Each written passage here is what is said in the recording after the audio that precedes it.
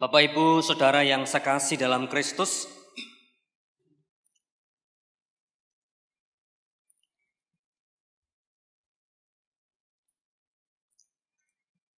kita akan belajar di dalam kitab Korintus pasal yang kedua, 2 Korintus pasal 8 ayat yang keempat.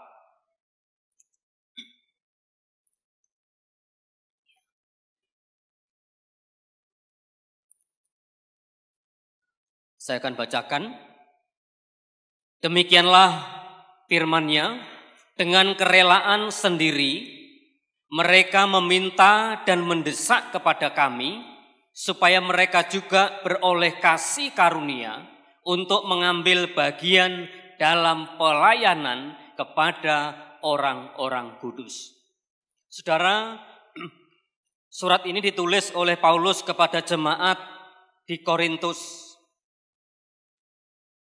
Di satu sisi ketika Paulus menulis surat ini, jemaat yang ada di Yerusalem itu mengalami satu krisis ekonomi, mengalami kesulitan ekonomi yang sangat serius.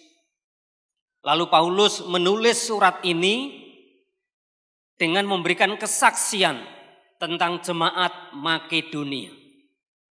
Jemaat Makedonia itu adalah jemaat yang secara finansial itu rata-rata adalah orang-orang yang tidak berada atau orang-orang yang miskin.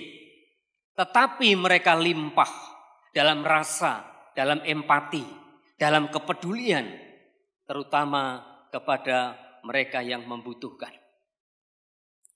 Tetapi jemaat Korintus adalah orang yang secara materi kaya, limpah, tapi miskin dari sisi rasa, empatos, empati, kepedulian. Tetapi puji Tuhan saudara, ketika Paulus bersaksi kepada jemaat Korintus, bagaimana jemaat Makedonia yang secara keuangan mereka itu jauh lebih di bawah kondisi standar jemaat orang Korintus. Tetapi mereka memberi dari kemampuan mereka, bahkan Paulus menyaksikan mereka mampu memberi lebih daripada batas kemampuan mereka. Ketika jemaat Korintus mendengar kesaksian dan uraian penjelasan firman Tuhan yang disampaikan oleh Paulus, responnya positif. Mereka berkata kepada Paulus, berikanlah kepada kami juga kesempatan supaya kami juga beroleh kasih karunia Allah untuk ikut berpartisipasi meringankan beban jemaat-jemaat Tuhan yang ada di Yerusalem. Orang Korintus memiliki sikap yang positif. Mendengar firman, responnya positif. Dia berkata, Paulus, berikanlah kepada kami kesempatan yang sama supaya kami beroleh kasih karunia sama seperti jemaat Makedonia. Kami pun ingin terlibat dalam pekerjaan Tuhan yang ada di Yerusalem.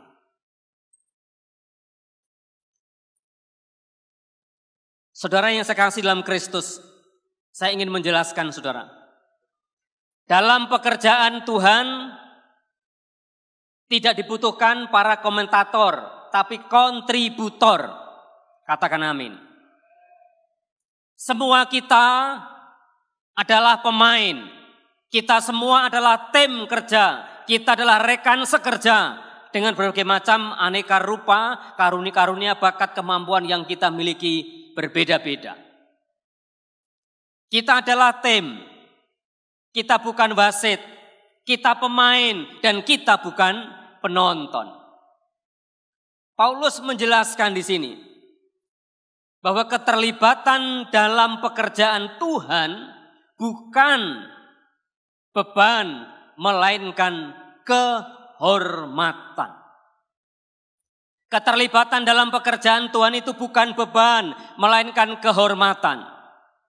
Dalam Roma pasal yang ke-14 ayat 18 Paulus berkata, Barang siapa melayani Kristus dengan cara ini, ayat yang ke-17, kerajaan Allah itu bukan soal makan dan minum, melainkan soal kebenaran, sukacita oleh Roh Kudus.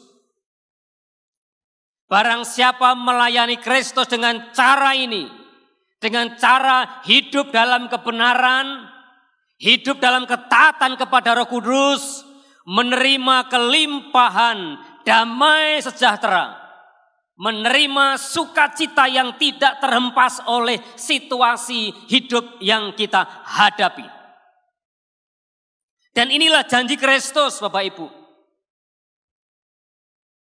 Kita bisa mendapatkan sukacita, kegembiraan dengan apa yang kita raih, tetapi itu bersifat sementara, fluktuatif, naik dan turun, tergantung suasana hati, tergantung mood, situasi hidup yang kita alami.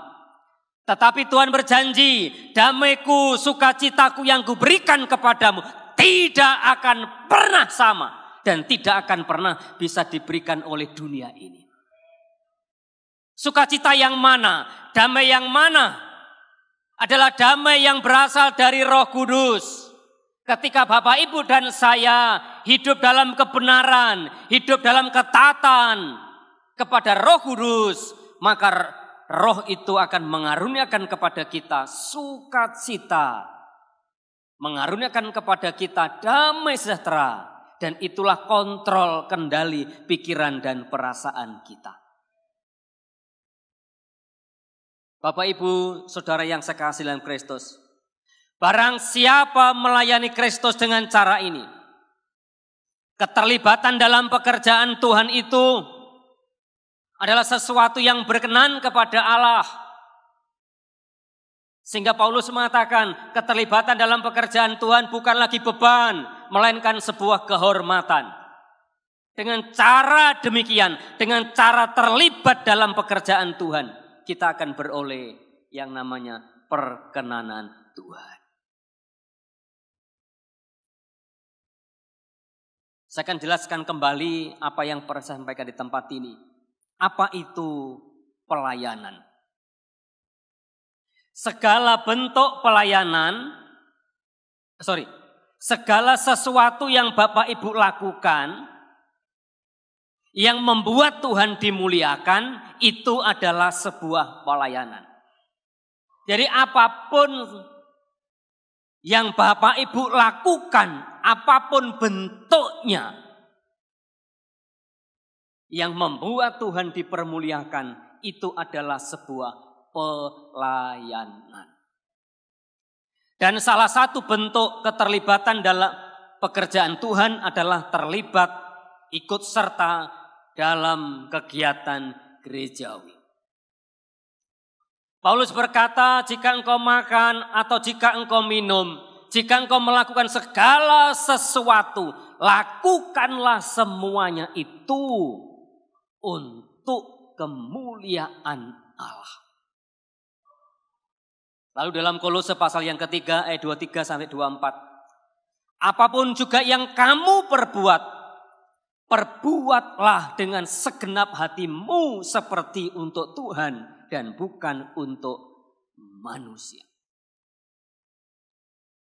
Segala sesuatu yang kita lakukan dengan tujuan Tuhan dipermuliakan, itu adalah sebuah pelayanan.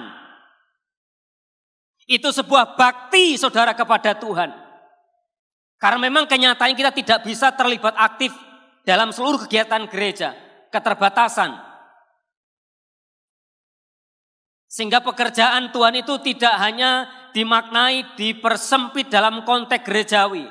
Di luar gereja, dimanapun Bapak beraktivitas, Ibu menyelenggarakan nafkah, disitulah ruang pelayananmu. Jadi pekerjaan Allah itu begitu luas cakupannya. Seantero hidupmu, di mana Bapak Ibu menyelenggarakan hidup, itulah ruang pelayananmu.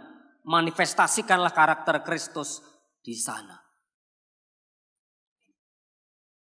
Semuanya itu kita lakukan seperti untuk Tuhan dan bukan untuk manusia. Inilah yang saya maksud dengan sepenuh hati. Melakukan segala sesuatu yang Tuhan percayakan kepada kita dengan sepenuh hati. aku tahu bahwa ini bukan sekedar tugas, tetapi ini adalah sebuah mandat, sebuah kehormatan bagiku untuk aku bisa ikut ambil bagian dalam pekerjaan Tuhan. Sehingga Tuhan itu membutuhkan Bapak Ibu dan saya. Tuhan membutuhkan profesi Bapak Ibu.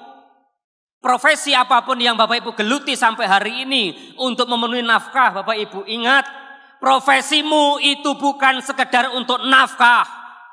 Itu adalah alat Tuhan. Untuk apa? Agar saudara bisa memerankan fungsi sebagai seorang pelayan Kristus. Inilah gereja Tuhan yang menyebar. Kesempatan pagi ini kita berkumpul, inilah gereja yang berkumpul. Kita mendengarkan firman Allah, disegarkan, diberikan panduan, diberikan tuntunan, diberikan motivasi, mendapatkan inspirasi. Lalu kembali kemana? Ke marketplace. Untuk apa? Memanifestasikan peran saudara sebagai saksi-saksi Kristus. Hamba Tuhan tidak bisa setiap saat hadir di pasar, di pemerintahan, di entertainment, dan di bidang yang lain.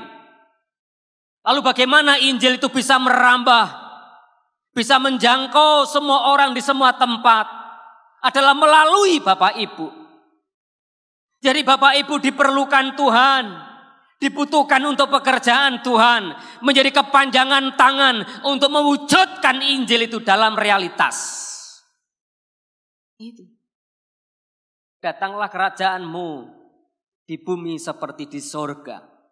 Untuk mendatangkan kerajaan Allah adalah melalui kehadiran Bapak Ibu, di mana Bapak Ibu menyelenggarakan nafkah. Profesi Bapak Ibu adalah sarana bagi pekerjaan Tuhan. Injil itu perlu sarana, Injil itu perlu jembatan agar didengar, direspon oleh banyak orang. Oleh karena itu, seluruh hidup Bapak Ibu, seluruh karya Bapak Ibu harus diarahkan kepada satu hal ini. Apa yang kau lakukan, lakukanlah semuanya itu. Bukan untuk manusia, melainkan untuk Tuhan. Apapun yang kau perbuat, perbuatlah itu dengan segenap hatimu, supaya Tuhan dipermuliakan.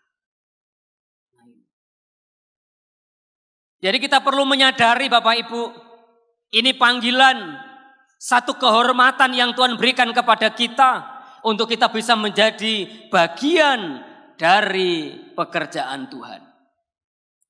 Sehingga dalam hidup kita ini tidak ada bagian yang kecil yang kita sisakan untuk diri kita lagi.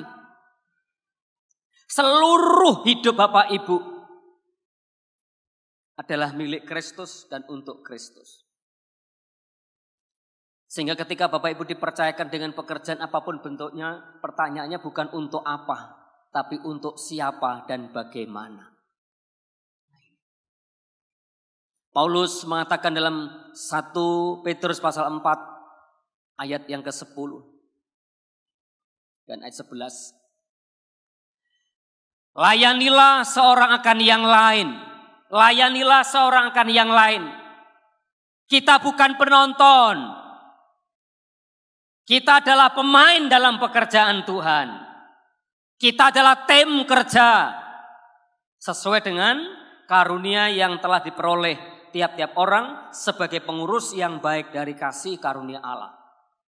Petrus berkata, jika ada orang yang berbicara, punya karunia, panggilan untuk berbicara, baiklah ia berbicara sebagai orang yang menyampaikan firman Allah. Jika ada orang yang terpanggil melayani, baiklah ia apa? Melakukannya dengan kekuatan yang dianugerahkan Allah supaya apa? Allah dimuliakan.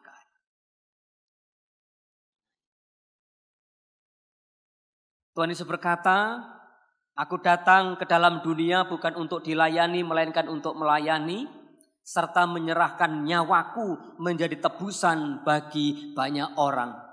Kristus datang ke dalam dunia bukan untuk bersaing dengan siapapun. Yesus datang melayani Bapa bukan untuk bersaing dengan ahli Taurat, orang-orang Saduki atau orang-orang Farisi. Yesus datang ke dalam dunia dengan satu agenda. Agendanya Bapa, melayani, memberi diri untuk keselamatan umat manusia. Injil Lukas menulis, terjadilah keributan, pertengkaran di antara murid-murid. Mereka bertanya, siapa yang paling berjasa? Siapa yang paling banyak kontributor di antara murid-murid itu? Mereka ribut. Dan inilah naluri, kecenderungan manusia itu ingin menang sendiri, ingin tampil sendiri, ingin populer sendiri, ingin dikenal sendiri, ingin maju sendiri. Ini naluri manusiawi. Tapi Kristus berkata demikian, tidak demikian di antara kamu. Barang siapa yang menjadi terkemuka adalah yang menjadi pelayan di antara saudara-saudara. Bapak Ibu, saudara yang saya kasih dalam Kristus. Kita belajar dari ketidakdewasaan dan kesalahpahaman dan cara berpikir murid-murid pada waktu itu, berpikir bahwa melayani itu tujuannya adalah kepentingan sendiri. Tuhan Yesus menjelaskan dan juga Petrus menjelaskan, kalau seorang melayani supaya Allah itu dipermuliakan. Sehingga dalam kerja tim, dalam pelayanan kita, sungguh persaingan itu harus dihindari. Katakan amin. Persaingan itu hanya akan menimbulkan perasaan negatif terhadap seorang akan yang lain. Sehingga pesan saya, berhentilah untuk membandingkan pelayan Tuhan yang satu dengan pelayan Tuhan yang lain. Kita tidak perlu memperbandingkan diri kita dengan orang lain. Tapi silahkan berbandingkanlah kemajuan rohanimu hari ini dengan yang lalu, dengan yang kemarin. Maka itu akan membuat Anda terpicu, terdorong, termotivasi. Anda bisa menghayati bahwa kesempatan untuk melayani Tuhan itu sangatlah singkat.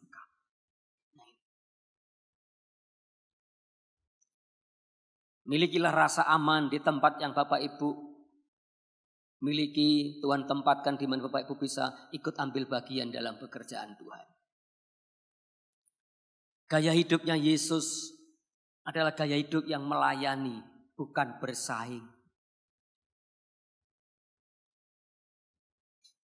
Gaya hidupnya Yesus itulah harus menjadi gaya hidup kita.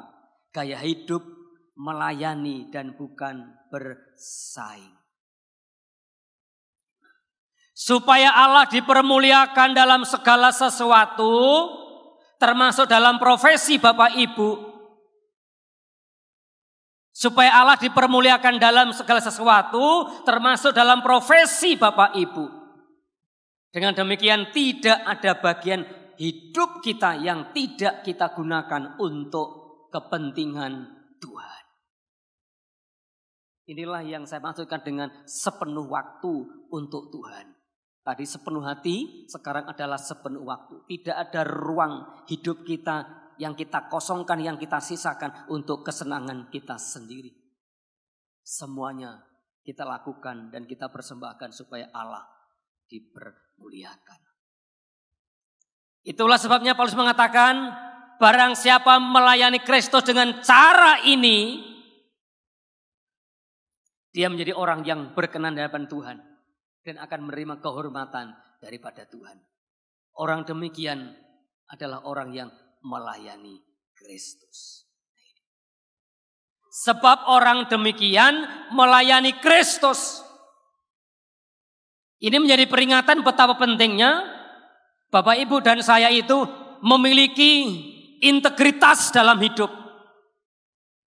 Mencerminkan karakter Kristus dalam perilaku kita setiap hari. Sehingga kehadiran kita itu dapat memberkati orang lain dan memuliakan Allah.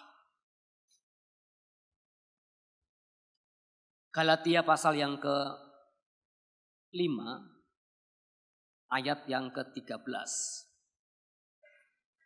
Paulus berkata, saudara-saudara, Memang kamu telah dipanggil untuk merdeka, tetapi janganlah kamu mempergunakan kemerdekaan itu sebagai kesempatan untuk kehidupan dalam dosa, melainkan layanilah seorang akan yang lain oleh apa? Kasih.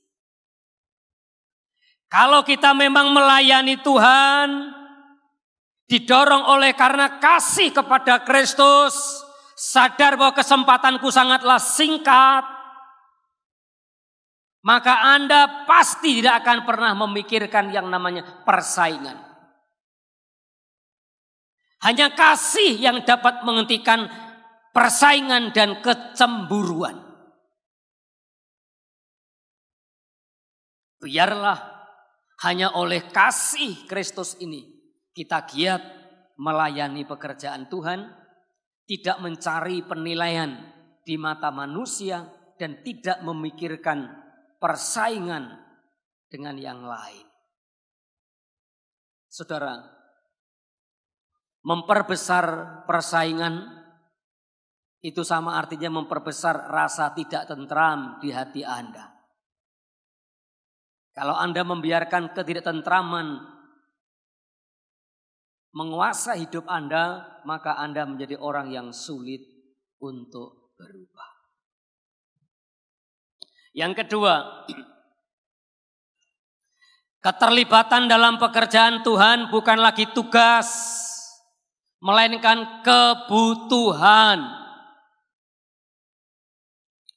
Tuhan Yesus berkata, makananku ialah melakukan kehendak Dia yang mengutus aku dan menyelesaikan pekerjaannya. Pasal yang keempat.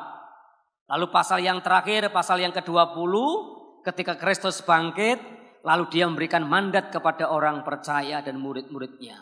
Dia berkata, sama seperti Bapa telah mengutus aku, demikian sekarang aku mengutus kamu.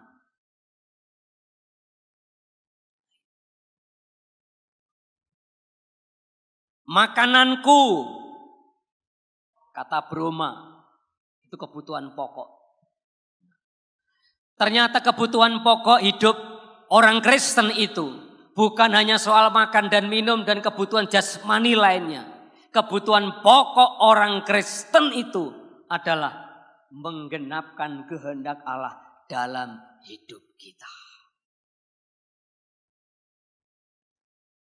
Ayat ini menggema terus kuat, begitu kuat dalam nurani saya.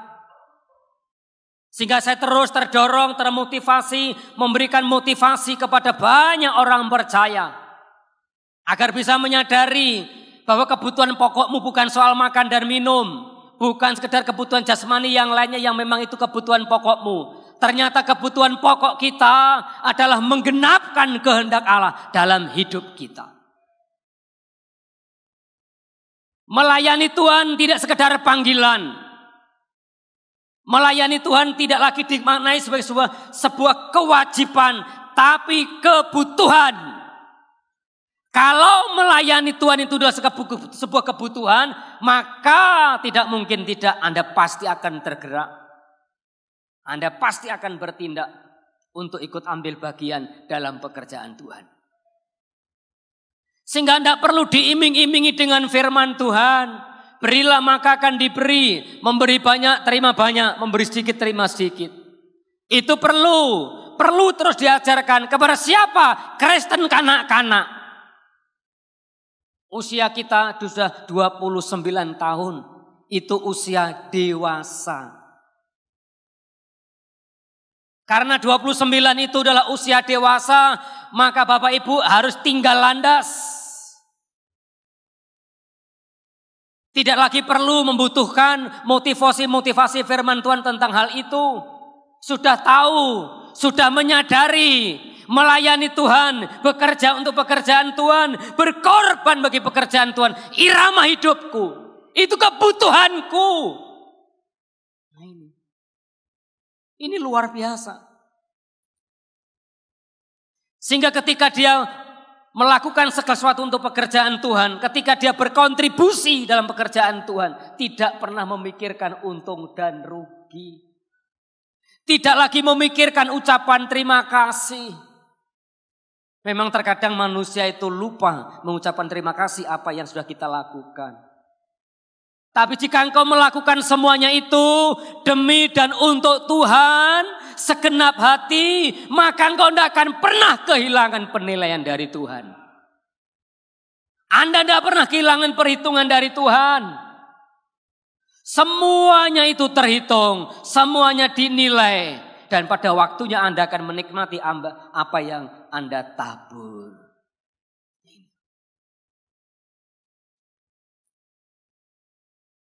Kalau memang orang itu belum bisa menghayati betapa kasih Tuhan yang begitu luar biasa.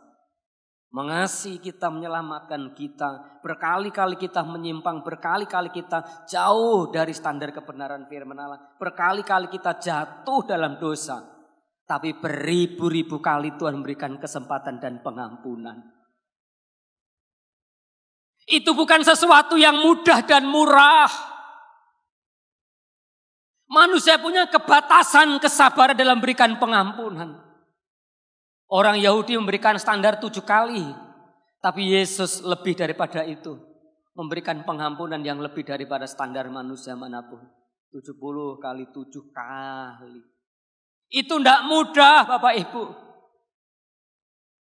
Saya menyadari Tuhan, hidupku jauh dari apa yang kau harapkan. Tapi aku mau terus dibentuk. Aku mau bangkit, aku mau bangun, aku mau bergerak. Tapi bersyukur dalam kejatuhanku kasih karunia Allah masih tersedia. Apa jadinya ketika Anda berdosa 1 kali, 2 kali, 3 kali, berhentilah kasih karunia. Selesailah riwayat hidup kita. Selesai. Jadi kita menyadari betapa besar kasih Allah kepada kita. Betapa luasnya hati Allah mengampuni kita. Dan betapa besarnya kesempatan demi kesempatan yang Tuhan berikan kepada kita. Maka marilah kita menyadari menghayati kasih Allah yang begitu besar. Kita tidak lagi memahami, memandang bahwa keterlibatan dalam pekerjaan Tuhan bukan lagi sebuah tugas dan kewajiban. Tapi melainkan sebuah kebutuhan pokok. Dan salah satu bentuk keterlibatan dalam pekerjaan Tuhan tadi, Paulus memberikan contoh kepada jemaat Makedonia dan jemaat Korintus adalah perihal memberi. Tidak semuanya orang bisa tampil, singer, leader, musik, doorkeeper. Tidak semua bisa tampil. Tidak semuanya bisa terlibat karena memang terbatas. Tetapi apa yang tidak mungkin Anda dibatasi adalah pemberian saudara.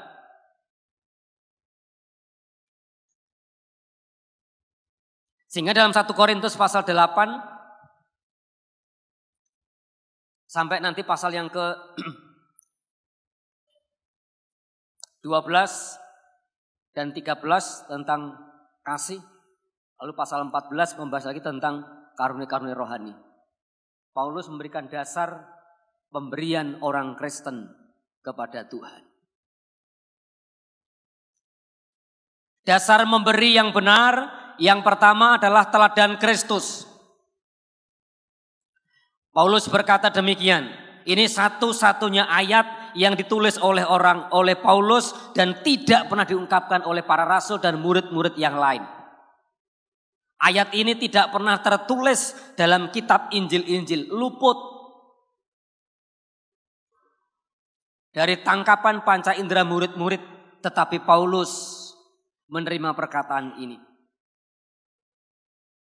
Dalam segala sesuatu telah kuberikan contoh kepada kamu bahwa dengan bekerja demikian kita harus membantu orang-orang yang lemah dan harus mengingat perkataan Tuhan Yesus. Inilah perkataan Tuhan Yesus sebab ia sendiri telah mengatakan apa?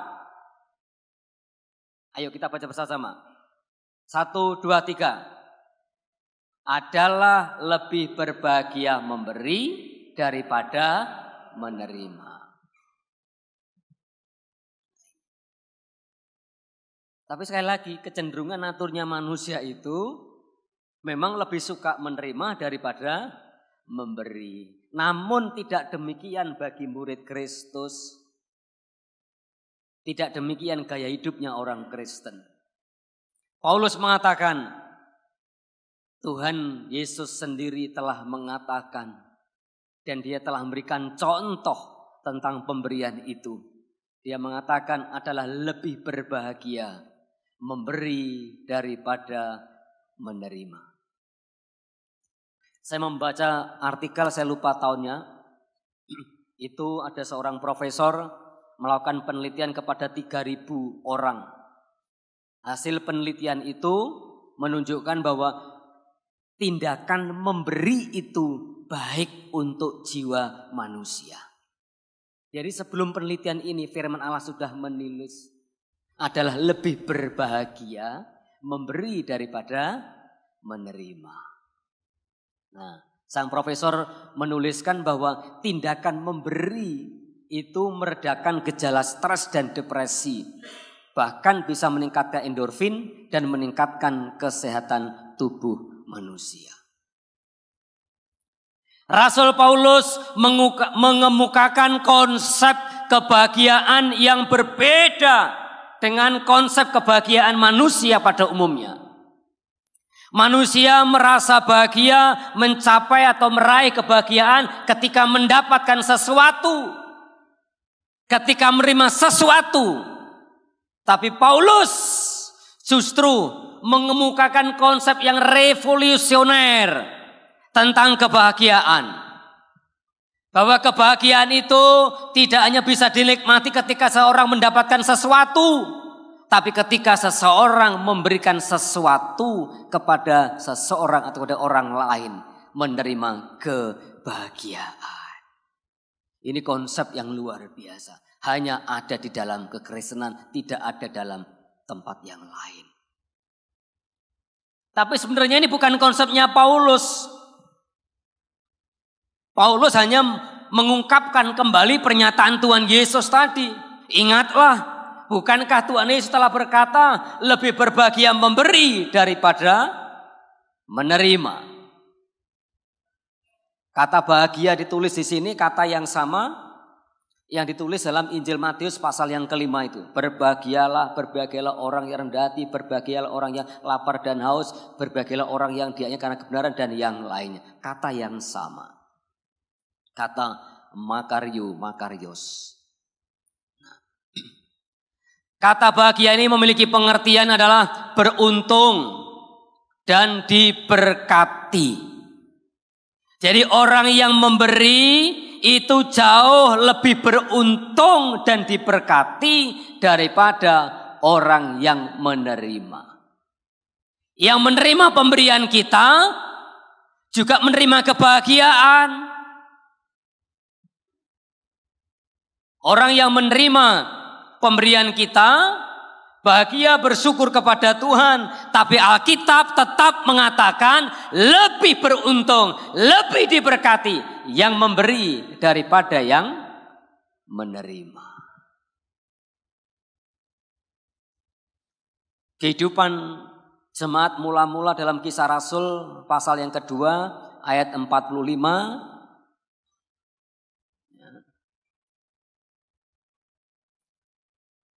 Juga ada juga yang pasal yang keempat itu ya. Jiwa memberi, gaya hidup memberi itu telah menjadi jalan hidup bagi jemaat mula-mula. Tidak seorang pun di antara mereka berkekurangan. Di antara mereka selalu ada sesuatu yang dibagi-bagikan sesuai dengan keperluan masing-masing orang.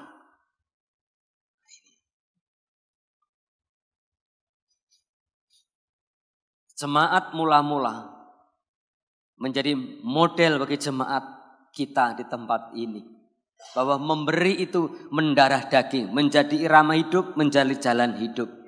Dan tindakan memberi itu adalah bukti nyata dari kehidupan yang berbuah di hadapan Kristus. Terakhir yang kedua, dasar memberi itu adalah kasih Kristus. 2 Korintus pasal yang kelima ayat 14 dan ayat yang ke-15. Paulus bersaksi, sebab kasih Kristus yang menguasai kami. Paulus mengatakan demikian karena dia memiliki kesaksian, memiliki pengalaman hidup. Aku seorang yang ganas, seorang penjahat, seorang yang kejam, penganiaya umat Allah. Tapi aku beroleh kasih karunia Kristus.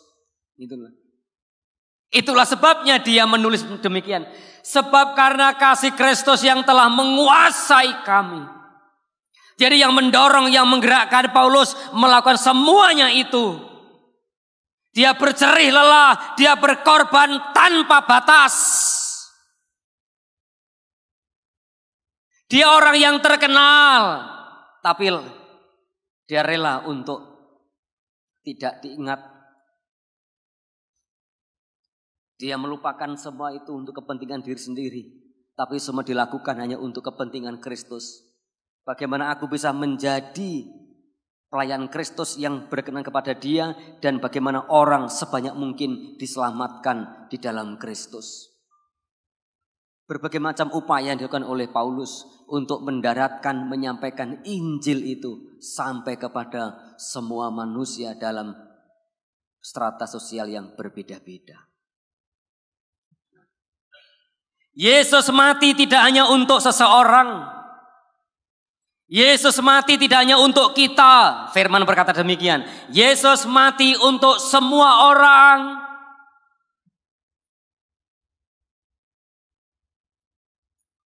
Dan Paulus mengatakan Kristus telah mati untuk kita. Baiklah kita ini tidak lagi hidup untuk diri kita sendiri, melainkan untuk Dia yang telah mati dan mengaruniakan hidup kepada kita.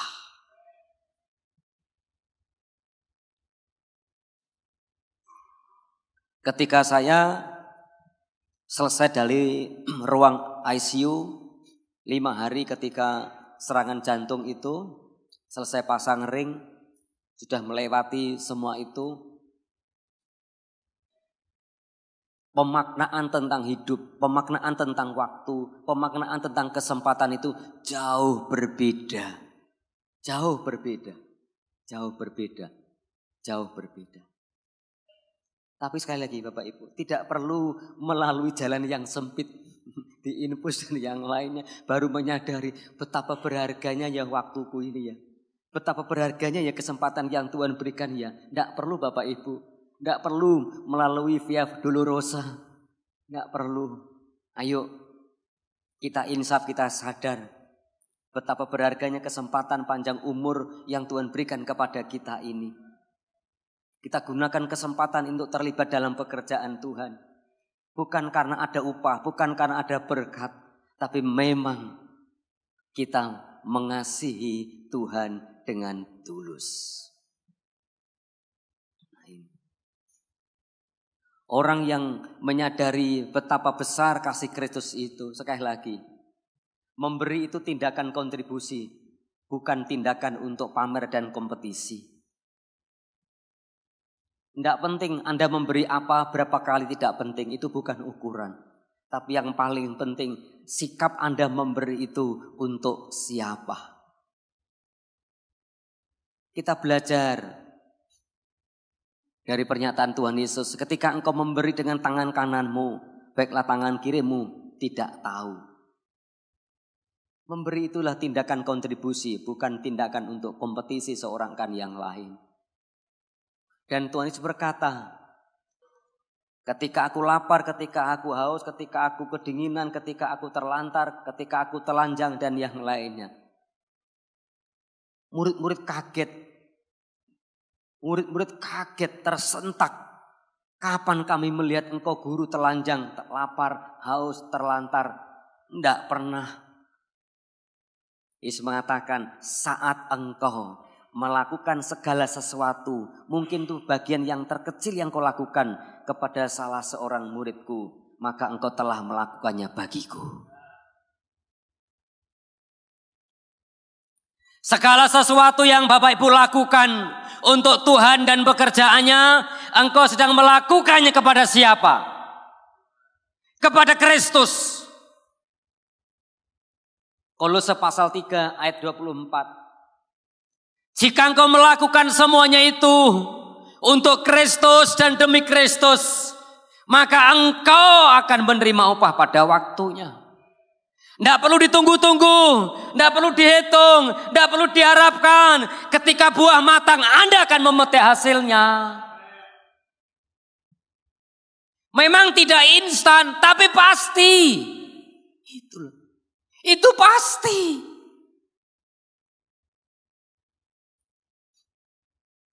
Itu pasti.